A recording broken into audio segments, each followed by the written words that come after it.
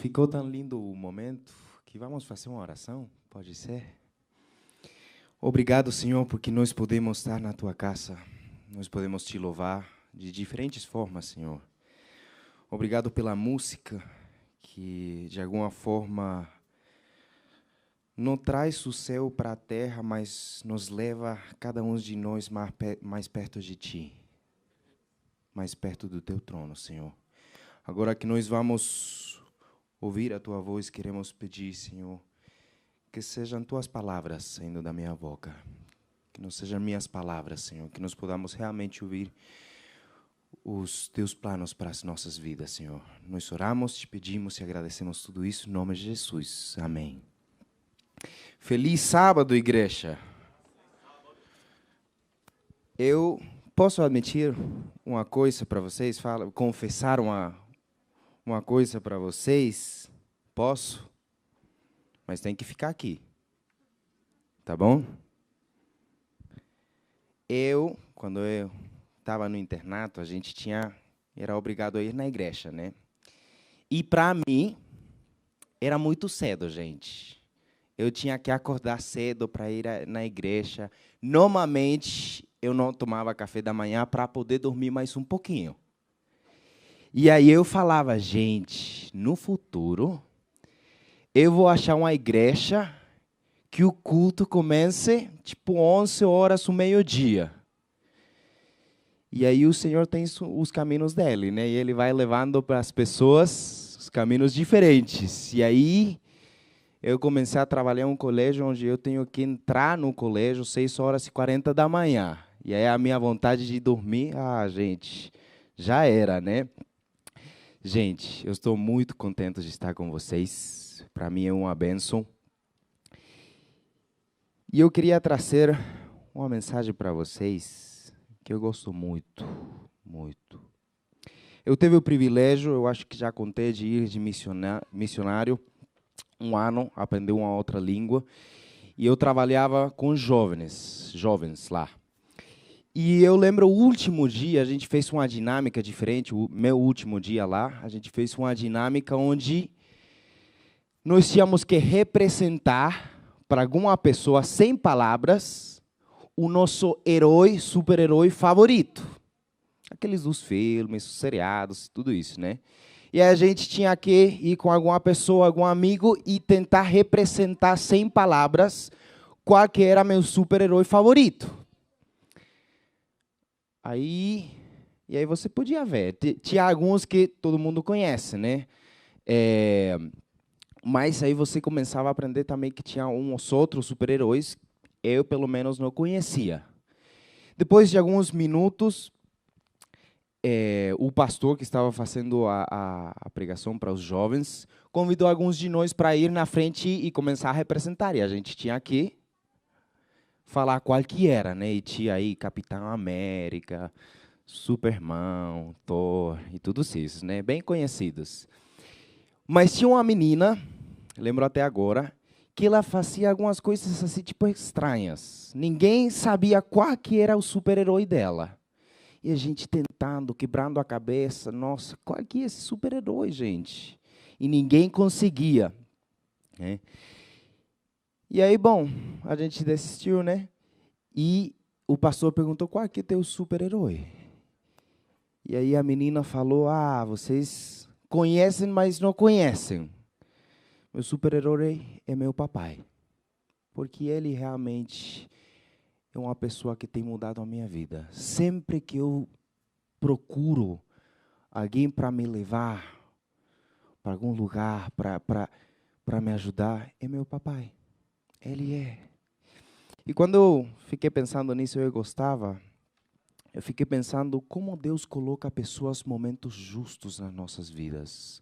Muitas vezes são os nossos pais, amigos, irmãos, familiares, talvez algum desconhecido, um pastor, uma pregação, mas Deus utiliza pessoas, e eu gosto muito disso. Deus utiliza pessoas para trabalhar por pessoas.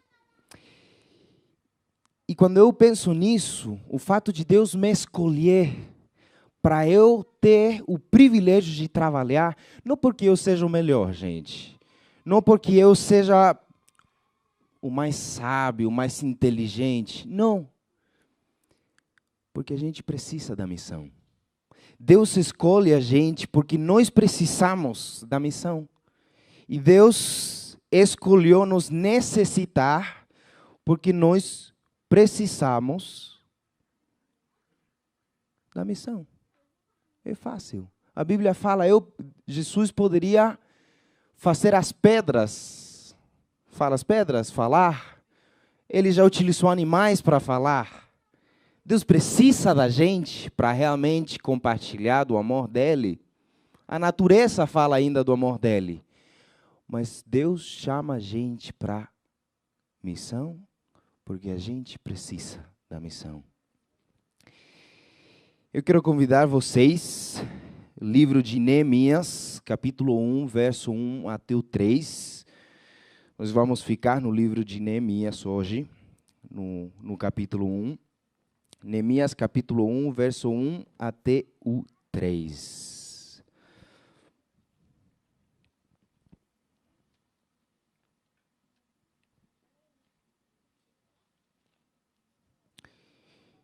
Disse assim: as palavras de Neemias, filho de Acalias, no mês de Quisleu, no ano 20º, estando eu na cidade de Susa, veio Anani, um dos meus irmãos, com alguns de Judá. Então lhes perguntei pelos judeus que escaparam e que não foram levados para o exílio e acerca de Jerusalém. Disseram-me: os restantes que não foram levados para o exílio e se acham lá na província estão em grande miséria e desprezo. Os muros de Jerusalém estão derribados e as suas portas queimadas. Só para entrar um pouquinho mais no contexto da história, tinha no momento uma guerra entre o rei Artaxerxes, fala assim, Artaxerxes? Vocês sabem, gente, vocês são demais. E um outro rei, o rei Megabissés. E a guerra que tinha entre aqueles dois povos, aqueles dois reis, tinha feito que as notícias, tudo o que acontecia na província de Jerusalém, as informações que chegavam para Susa, não era informação direitinha. Era fala rumores, tipo a fofoca que chegava. O que chegava para a cidade de Susa era a fofoca. Era o que alguém ouviu de outra pessoa, que ouviu de alguma pessoa, que ouviu de alguma outra pessoa. Então, a informação que Neemias tinha do que realmente estava acontecendo lá em Jerusalém, não necessariamente era certinha. Por isso, quando chega o irmão dele, provavelmente irmãos de sangue, não só de religião ou de país, quando ele chega, ele fica, a família está aqui, agora realmente vou conhecer qual que é a situação da minha família.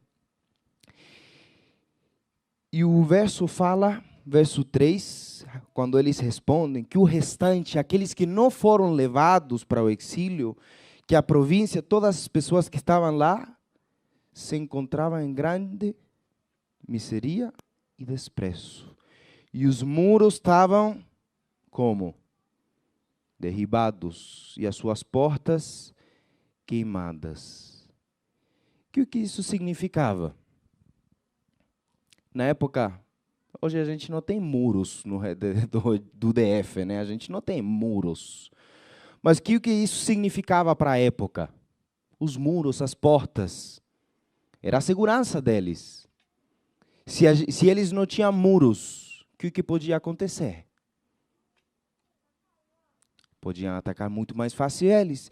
E conta a história e outros livros, que era muito comum nessa época outros povos que ficavam perto de Jerusalém ir lá para roubar. Eles iam nem com um exército grande, eles iam e o tempo todo. E é interessante que tem duas palavras, as primeiras duas palavras que eles utilizam, que são miséria e desprezo. Essas palavras não só têm uma conotação, não só estão falando da situação do povo, mas tem uma conotação espiritual. Então, em outras palavras, quando Anani, o irmão de Neemias, começa a falar para Neemias, ele fala, a gente, nós que estamos lá, não só que os nossos muros estão derrubados, não só que as nossas defensas estão derrubadas, não só que qualquer pessoa que quer entrar na nossa cidade para roubar pode, passando hambre, passando fome, desculpa, gente, passando fome, senão que a nossa condição espiritual está acabada. E quando aquelas duas palavras normalmente aparecem, os comentaristas falam que quase não tinha diferença com os outros povos, espiritualmente, com o que acontecia lá, naqueles povos, e o que acontecia no povo de Israel. E aí, quando eu lia isso, quando essa era a situação do povo de Israel, eu me perguntava na minha vida, como que estará a minha vida? Como está essa igreja aqui? Como estão os muros da igreja? Como que está a vida espiritual da igreja? Como que está a minha vida? Será que a minha vida está em grande miséria e despreços? Será que meus muros espirituais da minha vida? Porque a gente tem que se cobrir, a gente tem que se preparar. Porque o inimigo é bem esperto, a gente já sabe disso. Satanás é bem Satanás. E ele sempre vai tentar achar a forma de entrar na nossa vida. Mas a gente não tem que facilitar o caminho para ele. Onde que estão meus muros? E quais que são os muros espirituais da minha vida? Como está meu relacionamento com Deus? Que é a primeira coisa que eu faço quando eu acordo?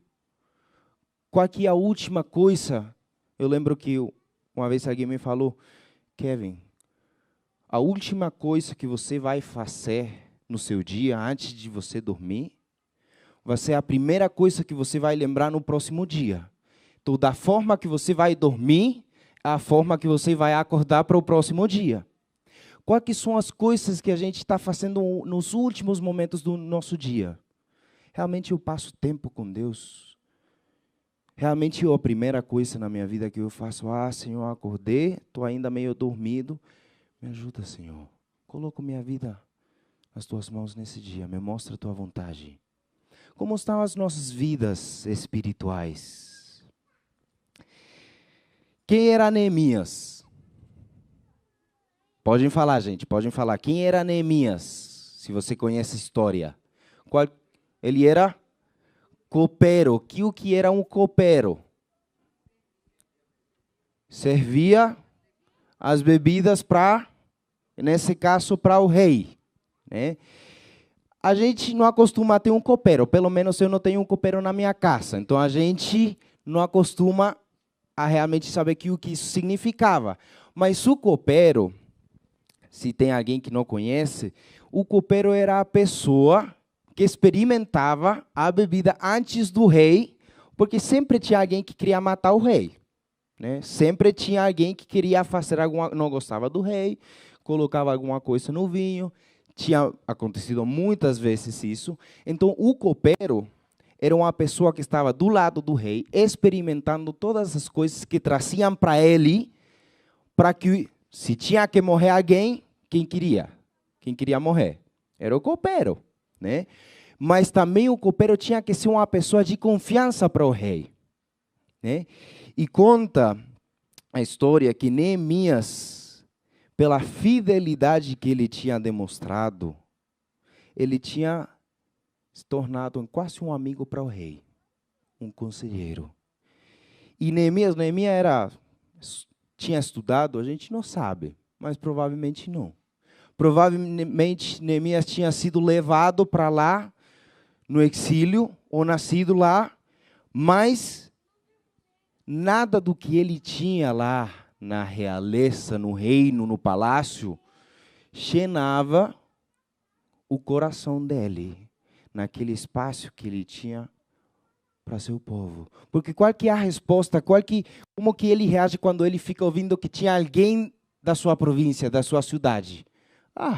Eu quero saber o que está acontecendo. Me fala, me conta.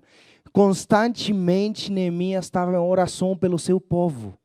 Mesmo morando longe, mesmo tendo um bom emprego, mesmo tendo tranquilidade. O coração dele, o corpo dele estava na cidade de Susa.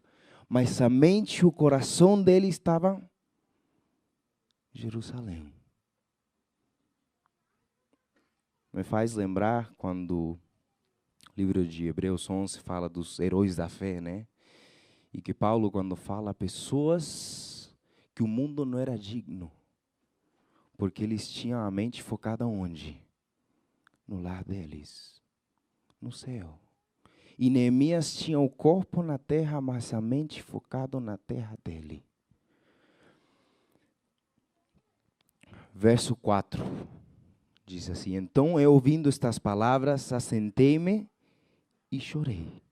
E lamentei por alguns dias, e estive jejuando e orando perante o Deus dos céus. Eu lembro quando a gente mudou para lá na Argentina, Buenos Aires, cidade maior. A gente morava em uma cidade bem pequenininha. E a gente foi lá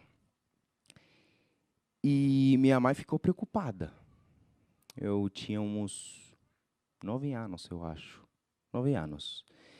E imagina, cidade pequena, eu não me importava por quase nada. O único que eu queria era brincar. E brincar, gente. O que a gente pensa nessa idade, né? Eu queria brincar com meus amigos, passar momentos bons.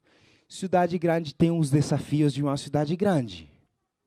E aí a gente foi para lá e eu confesso para vocês também, falam que o conhecimento é poder, gente. E eu estou contando muito da minha vida e vocês vão ter muito poder. Mas fica aqui, eu confio em vocês. E aí eu comecei a fazer algumas escolhas erradas com o menino. E eu lembro que minha mãe começou a ficar agoniada. O coração da mãe é assim, né? E as mães percebem realmente ver o que está acontecendo com os filhos. Elas sabem que alguma coisa está dando ruim. E aí eu tinha amigos no colégio que não eram muito bons para mim, eu sabia disso, sim. Mas eu continuava sendo amigo deles. Eu comecei a ir mal no colégio, fazer as escolhas erradas. E a minha mãe ficou, meus pais, né? Eles começaram a ficar agoniados. E eu lembro a minha mãe tentando fazer coisas para mim, tentando me ajudar, levando para aqui, levando para lá, tentando passar tempo comigo. Tadinha da minha mãe, gente. A gente faz passar tempos ruins para as mães. E aí ela fez o colégio 2 vezes quase comigo. Ela tinha que sentar comigo e estudar comigo. E aí a minha mãe ficava agoniada. E eu lembro de muitas vezes de acordar cedo para ir para o banheiro, alguma coisa assim. E tinha a luz do quarto da minha mãe ou de algum lugar da minha casa ligada. E aí estava a minha mãe orando. E eu sabia que ela estava orando por mim, pelo seu filho. Porque a condição na que estava o filho dela não era boa. Era uma condição ruim.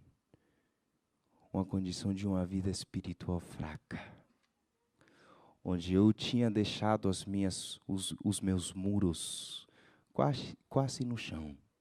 E tinha começado a permitir Satanás entrar na minha vida.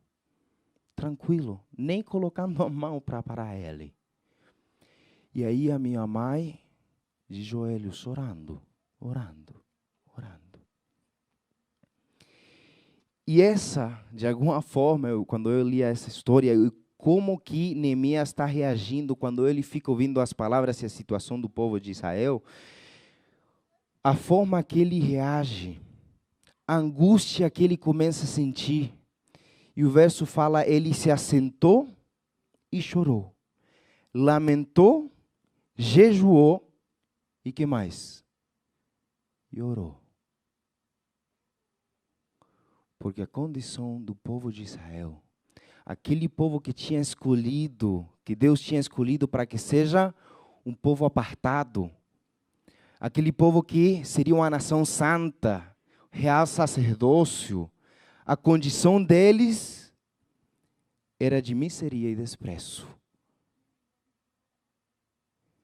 E conta também a história que os anjos eram testemunhas das lágrimas de Neemias quando ele de joelhos chorava e pedia para Deus que cuide do povo que ele tinha escolhido.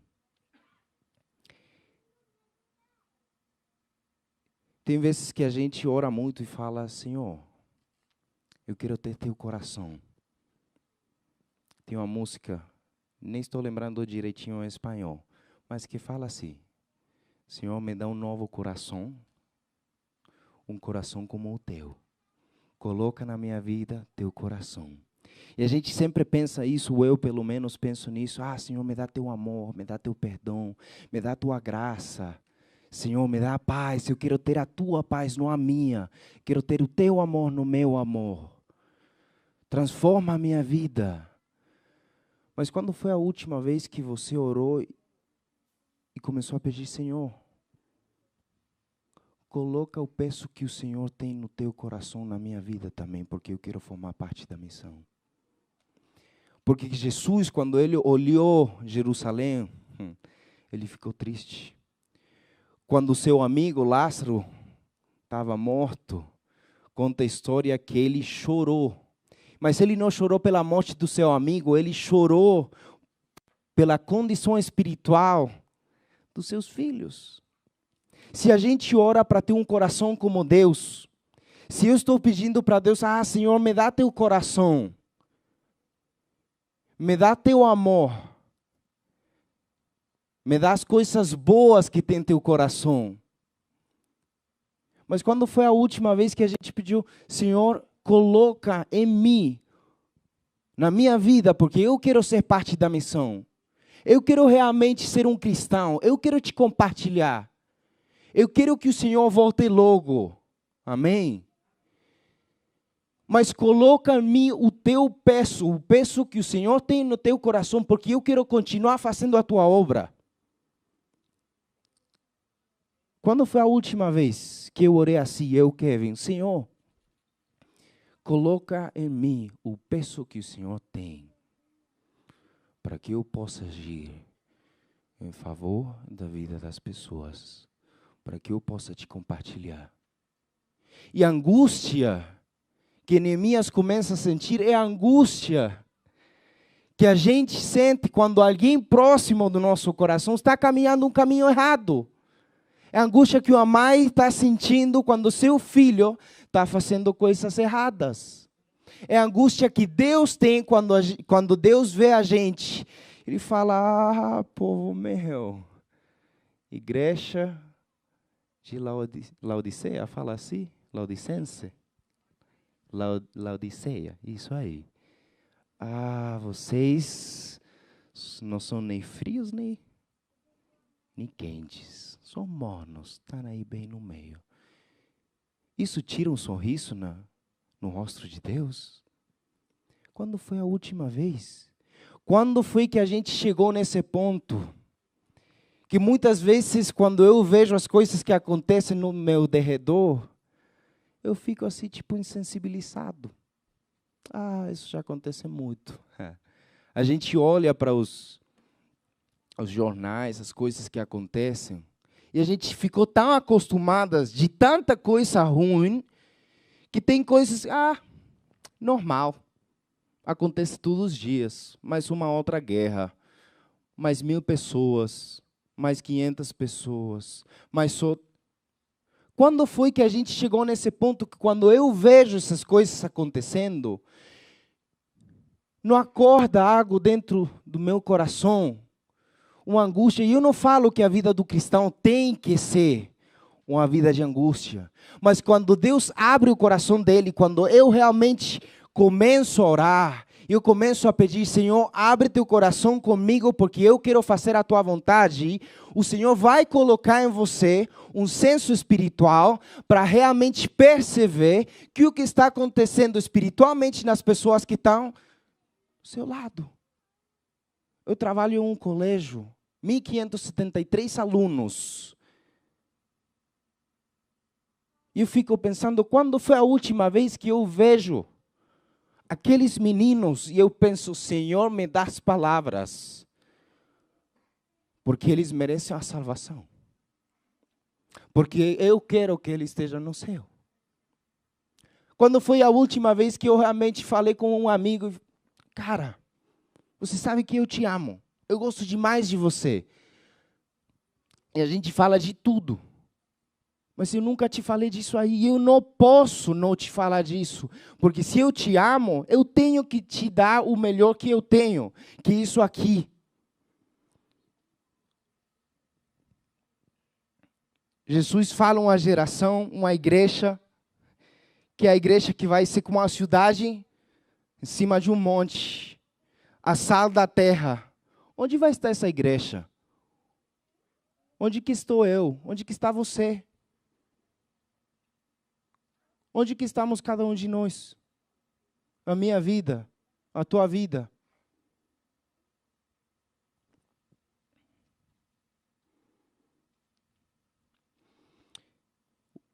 O verso 4, e a gente falou disso, tem uma sequência de acontecimentos.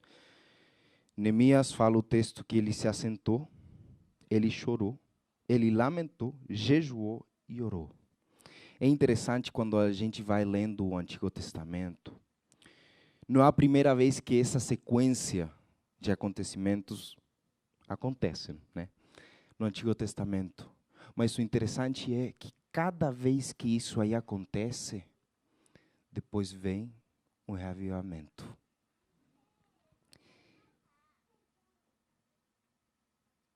E quando eu pensava em um reavivamento, porque Deus chama a gente para um reavivamento. Se eu chegar a um ponto da minha vida onde eu acho que eu não preciso um reavivamento, ou eu sou perfeito, ou eu estou longe de Deus. E é impossível que eu seja perfeito. Deus está chamando uma igreja para um reavivamento. Mas nenhum reavivamento, nenhuma reforma pode acontecer se nós não somos batizados com o coração de Cristo. E como eu falava, isso pode trazer angústia no nosso coração. Mas como eu falei, eu não estou falando de um cristianismo que, nossa, é ruim. Não. Mas como eu falava, é uma angústia, como aquela angústia que sente uma mãe, um pai, um irmão. Qualquer pessoa que quando vê uma pessoa que ela ama, fazendo coisas erradas, começa a mexer no coração. Mas não só para colocar aí um estado no Instagram. Ah, que coisa ruim o que aconteceu aqui. Ah, no Facebook. Ah, eu estou tão chateado com o que aconteceu aqui. Não. Realmente mexe comigo para eu começar a fazer coisas para que essa situação mude. Jesus intercede por cada um de nós, porque as suas mãos foram cravadas em uma cruz.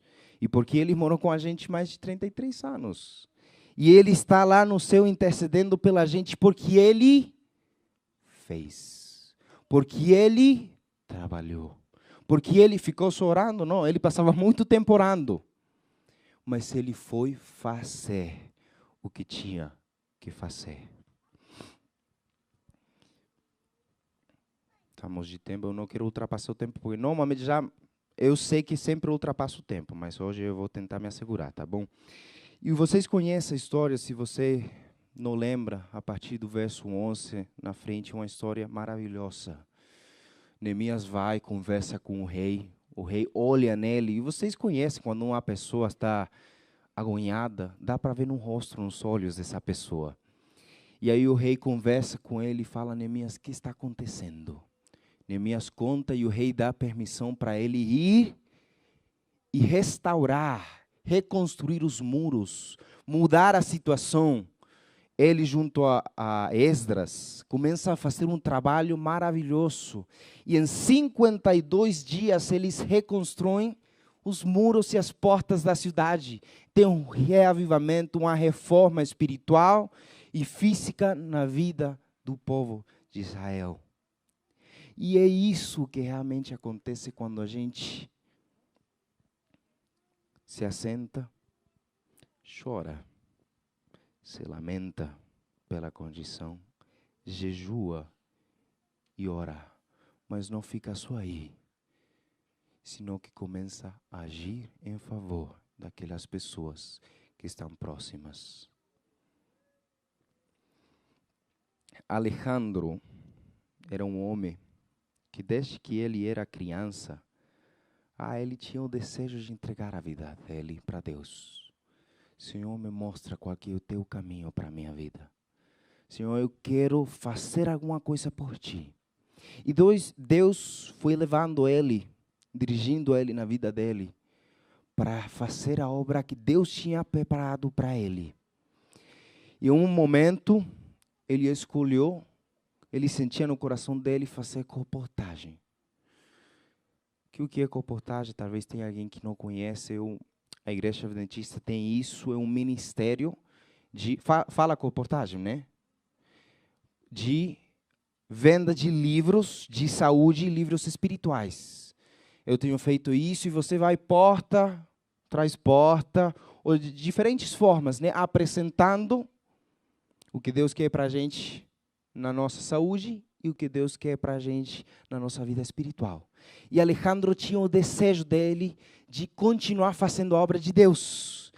E ele começou, porta tras porta, batendo e apresentando do amor de Deus.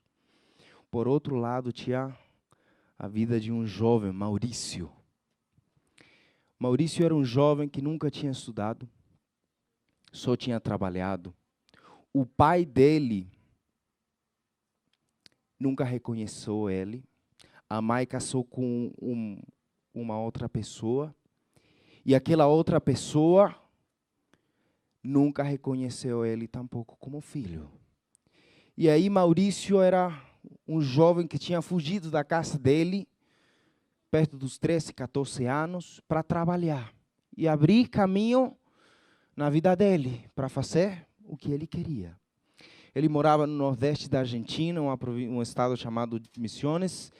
E lá, nesse tempo, tinha um grupo, o comunismo cada vez era mais forte lá nessa região da Argentina, e tinha um grupo de pessoas da Rússia que eles convidavam jovens para levar eles na Rússia e eles estudarem lá. Eles ofereciam para eles estudo de graça, trabalho, lar, comida, ofereciam o futuro para eles. E o sonho do Maurício era realmente poder estudar. Ele nunca teve o privilégio de fazer isso. E aí Maurício vai lá e começa a pensar, será que eu vou, será que eu não vou? Mas eu posso cumprir meu sonho lá. E quando ele fez a escolha de ir, tinha que assinar alguns documentos. A gente sempre tem que fazer documentos para tudo, né? E aí ele foi lá e uma das coisas que ele tinha que assinar era que ele não acreditava em Deus. Maurício não era uma pessoa crente. Tinha ido, assistido alguma vez, alguma que outra igreja. Mas Maurício não era uma pessoa crente. Mas Maurício tinha uma qualidade dele, que a consciência dele não deixava fazer coisas que ele realmente não acreditava. E ele começou a se perguntar, eu nem sei se eu acredito em Deus. Mas como que eu vou assinar um documento falando que eu não acredito em Deus se eu não sei se realmente acredito nele? Eu nunca dei o tempo, nunca falei com ele, eu não sei. Como eu posso assinar uma coisa que eu não acredito? E ele deixou um tempo e ele falou, tá bom, vamos lá. Eu vou provar Deus. E se Deus existe, eu não vou ir lá. A minha consciência não vai me deixar. Mas se Deus não me responder, eu vou ir. Total, Deus não existe. E aí ele foi no kitnet que ele tinha, onde ele morava, ficou de joelhos, nem sabia como orar, e começou a conversar. Senhor, eu não sei se o Senhor está aí, mas estou nessa situação, tenho que assinar um documento, eu quero estudar, é a única oportunidade que eu tenho. Eu quero estudar. Mas como que eu vou assinar um documento falando que o Senhor não existe, se eu não sei disso? Se o Senhor realmente existe, me mostra. Eu vou ser muito sincero. E se o Senhor existe, eu não vou ir. Mas se o Senhor não responde, eu vou. Passaram alguns dias, nada. Passaram mais alguns dias, nada. Ele trabalhava com couro e algodão. Fala algodão? Algodão, isso. E ele trabalhava com isso. Era a vida dele. E passava o tempo e nada, nada. E ele tentava conversar com Deus, ou com quem ele achava que era Deus, né? E chegou um dia onde ele desistiu. Tá bom, eu vou lá. Ele não assinou o documento no kitnet dele, mas ele começou a aprontar todas as coisas dele. Não tinha muito, mas as coisas dele ele começou a arrumar. E ele já tinha tudo pronto para ir embora. Ele falou, eu vou orar mais uma última vez. Ficou de joelhos no quarto dele e falou, Senhor, essa é a última chance. Estou indo embora, tenho as minhas coisas arrumadas. Passou mais de 2, 3 semanas eu orando aqui para que o Senhor me dê uma resposta de que Deus realmente existe. E eu não recebi nada. Ele ainda estava orando quando alguém bateu na porta dele. Ele levantou, abriu a porta. E tinha um jovem aí na frente dele que falou, olá, meu nome é Alejandro. Estou aqui trabalhando, fazendo um projeto de saúde na comunidade. Eu queria falar um pouquinho com o senhor. Posso? Tem um tempinho? Maurício, se tinha uma coisa que tinha, era tempo, né? E aí Maurício deixou ele passar e Alejandro começou a falar para ele. Olha, eu sou um coportor, estou fazendo esse trabalho, apresentando na comunidade materiais de saúde. A gente também acredita que a saúde não é só física, é física, mental e espiritual. E Maurício falou, espiritual? Sim, por quê? E aí Maurício começou a contar a história dele. E aí Alejandro falou, cara, cada dia eu acordo, eu falo para Deus, Senhor, me leva para os lares que o Senhor tem preparado. Porque eu quero fazer a tua obra. Eu sinto o peso da salvação. E eu quero trabalhar e dedicar a minha vida para que outras pessoas possam te conhecer. E eu vou fazer tudo o que seja possível para que outras pessoas possam te aceitar.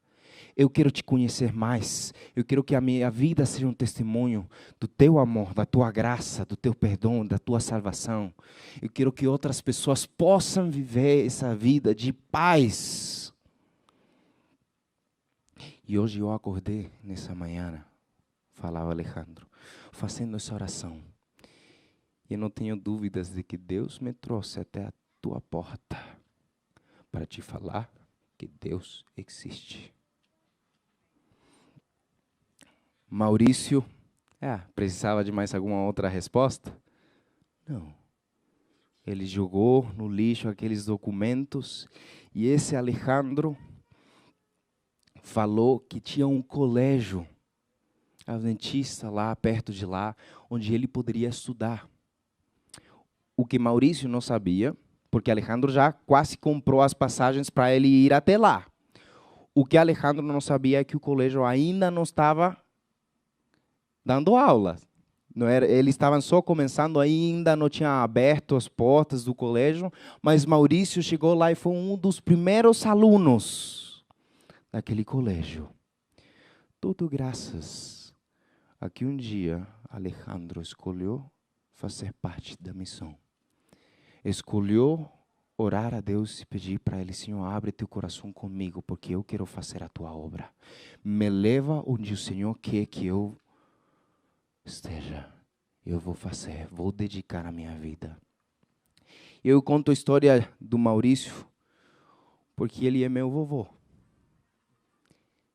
E quando eu penso, e eu tenho o privilégio de uma vez pregando essa mesma pregação lá na Argentina, sem saber, de ter os netos do Alejandro nessa igreja. E eu falo isso porque a minha vida e a minha família, eu não sei se Deus talvez teria utilizado outras pessoas, outra situação. Talvez sim.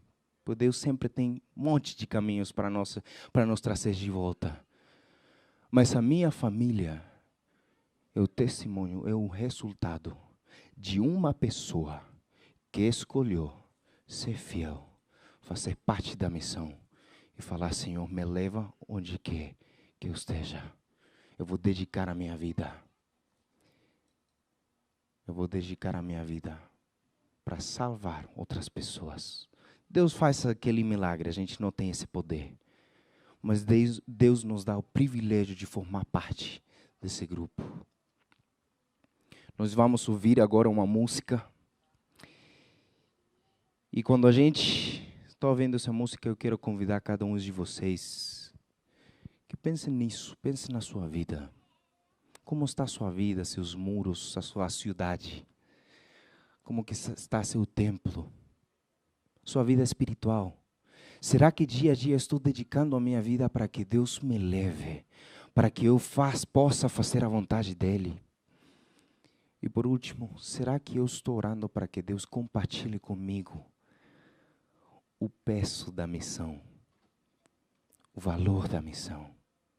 Será que eu realmente estou sentindo a responsabilidade que eu teria que sentir quando eu falo: Senhor, me leva, me utiliza? Pensa nisso, pensa na tua vida.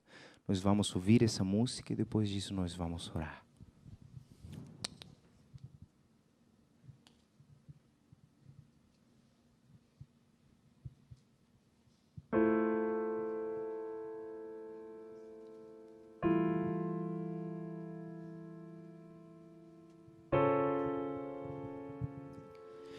Senhor, quando canto teu amor, sinto a vida que me invade, sinto a paz que me sustém. Nos caminhos onde passo, levo Cristo em meus abraços. Há tantos filhos que Deus tem. Tua graça é infinita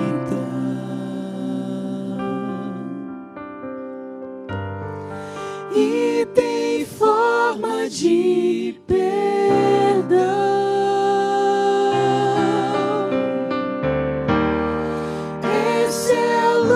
Que me ilumina e traz paz ao coração.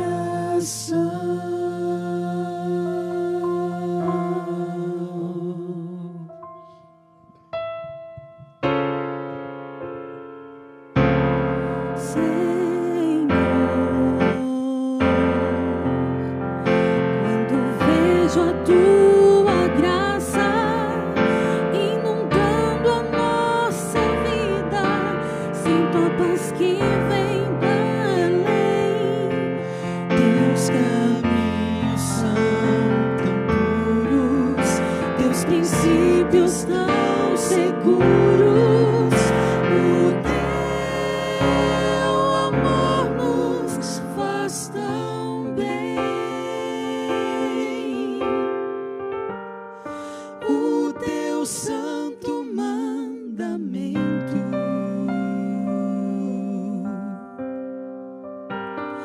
vai além da perfeição.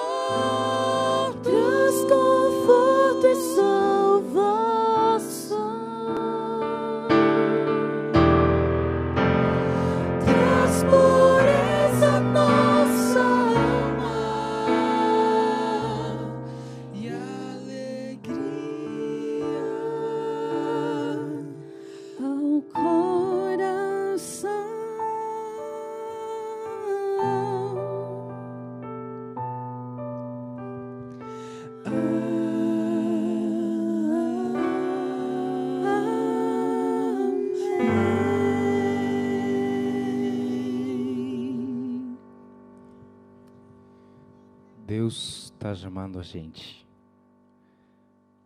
para levantar uma geração, uma igreja que realmente trabalhe.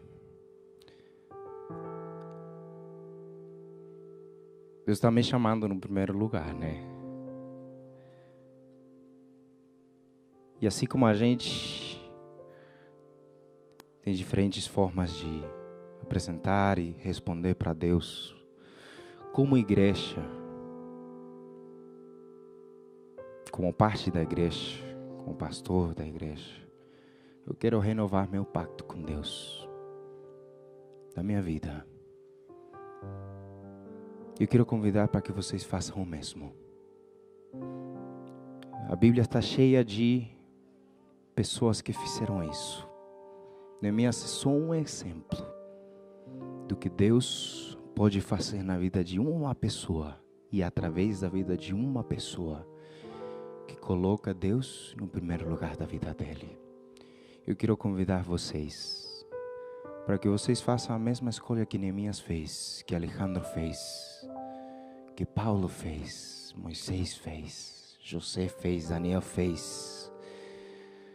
Que nós podamos colocar a nossa vida e pedir: Senhor, abre teu coração comigo, porque eu quero fazer a tua vontade. Quero trabalhar por aquelas pessoas que estão perto de mim. Eu quero ver essas pessoas no céu. Já, logo. Mas que nós podamos morar juntos pela eternidade, com aquelas pessoas que eu amo. Se você realmente quer fazer isso, renovar seu voto, seu relacionamento, seu pacto com Deus, quero convidar vocês para que fiquem em pé, junto comigo.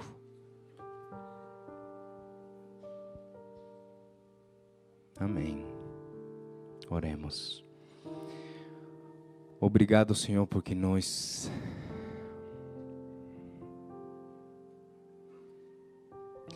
mesmo que nós não merecemos, Senhor, o Senhor nos convida para que nós sejamos parte da missão.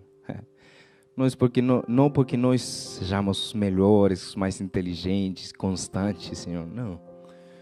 Mas porque nós precisamos. E como igreja, Senhor, nós estamos em pé. Porque nós queremos te falar mais uma vez, Senhor, nos utiliza. Tem tanta necessidade perto de nós. Nós queremos te apresentar. Queremos viver a vida que o Senhor tem preparado para nós, Senhor. Queremos que cada momento da nossa vida nós podamos colocar nas tuas mãos, para que nós podamos ser sensíveis espiritualmente para ouvir a tua voz e fazer a tua vontade em todo momento, no trabalho, na família, nos momentos de lazer, Senhor. Que nós podamos realmente te representar, não só aqui na igreja, não só fazendo algum ministério, não te louvando através da música, Senhor, mas minuto a minuto na nossa vida, que nós podamos estar perto de Ti. Abre o teu coração contigo, com a gente, Senhor, com a tua igreja. Queremos ter o teu amor, queremos ter a tua graça, queremos receber e compartilhar do teu perdão, Senhor, da tua salvação, mas também queremos sentir a tua missão nas nossas vidas, Senhor. O Senhor tem separado um caminho para cada um de nós individualmente e como igreja, Senhor. Nos mostra. Nós estamos em pé falando isso, Senhor. Nos mostra o teu caminho. Abre o teu coração com a tua igreja, Senhor. Nós queremos fazer a tua vontade.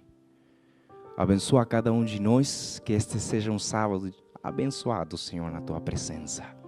Nós oramos, te pedimos e agradecemos tudo no nome de Jesus. Amém.